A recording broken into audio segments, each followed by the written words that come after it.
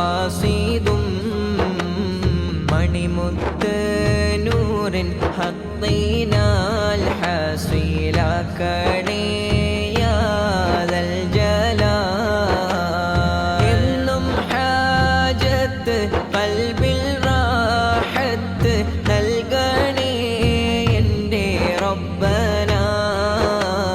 പിന്നീടും തങ്ക തിങ്കൾ ത്വാഹാവിൻ പൂമുഖം